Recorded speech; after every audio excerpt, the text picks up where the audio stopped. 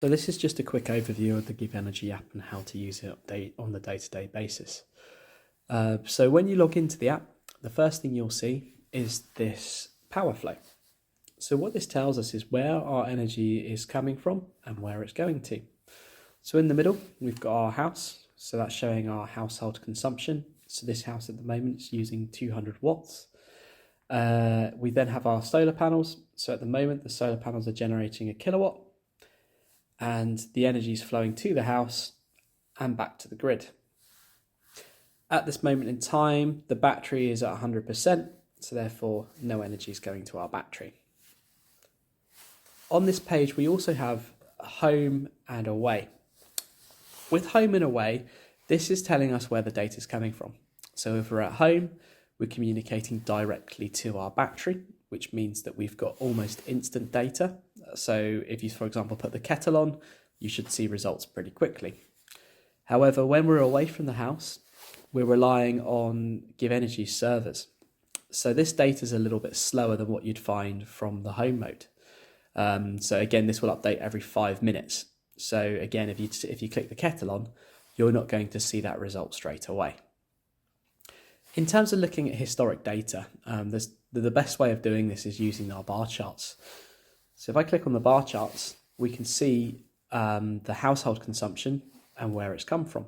So in this scenario here, this customer's on a low rate tariff where they buy their energy for 7.5 overnight and they sell for 15. So we can see that overnight the house relied on the grid, which is highlighted in red.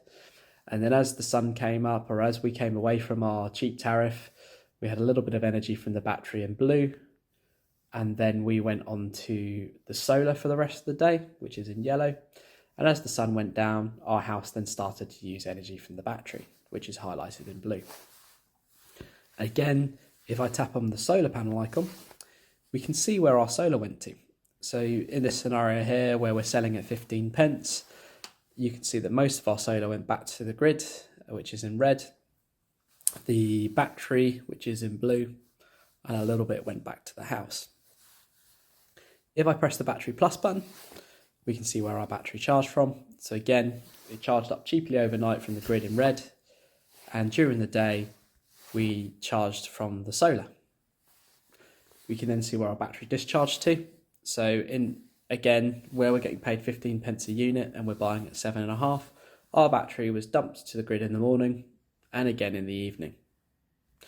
We can then also see our grid import, which you can see from here. We only bought energy when it was cheap overnight and nothing during the day. And then we can see our grid export. So again, grid export, you can see most of it was in the morning from the sun. And then in the afternoon, we had a bit come back from the battery. Again, we can see day by day, so we can select our calendar date, so we can scroll backwards and forwards on the day by day.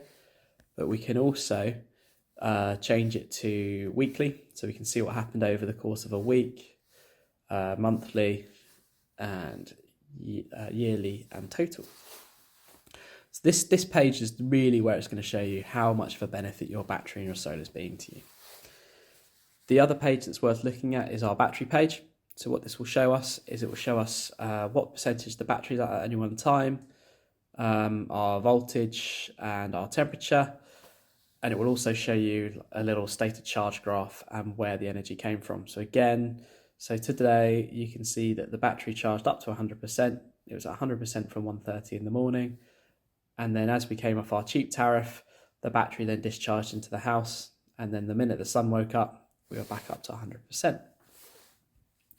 So in dumb mode as such, so if, for example, we weren't relying on any cheap tariffs or any time of use tariffs, the battery's main purpose is to charge from available solar and then discharge when the house needs solar. However, in the height of winter and with different time of use tariffs, that's not always the best way to run our system. So what we can actually do is we can program our battery to charge and discharge at different times. And to do this, we've got a settings cog in the top right hand corner. And if I tap on that, what you can see is it comes up with a time clock. This is a little bit different on iPhone. I will cut to an iPhone in a second, so I'll show you that as well. But essentially with this gentleman here, they are on a tariff overnight where they've got cheap electricity from half past midnight until 5:30. So what we've done is we've gone in, we've told our battery it's okay to charge from the grid between these times, and we're able to charge up to 100%.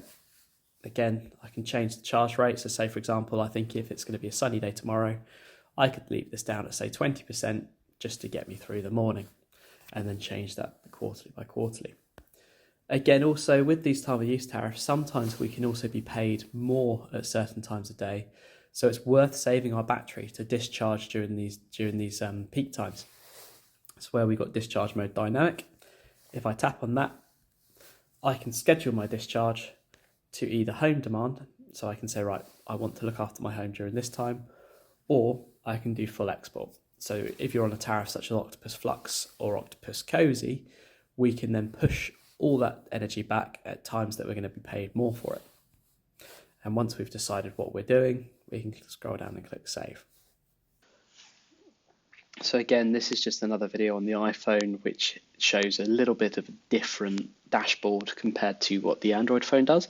So again, if I press to the settings cog in the top right hand corner, this is how the iPhone leads it out. So it's very much the same. If I go to, say, my time to charge, again, I can enable it to charge between 11:30 and 5:30 in the morning and set my charge rate. So charge to 100% in this scenario. Time discharge, so again, this is in the Android version. This is where to satisfy home demand. Timed export, which is to go directly back to the grid. This is our charge rate and discharge rate, along with how low we want to run our battery down. So if you've got a backup system, you might say set this down to say 50%, depending on how many storms, etc. you get. And then I've got reset to defaults, which would just change everything back to the normal mode where the battery will charge when there's available solar and discharge when it sees the house buying from the grid.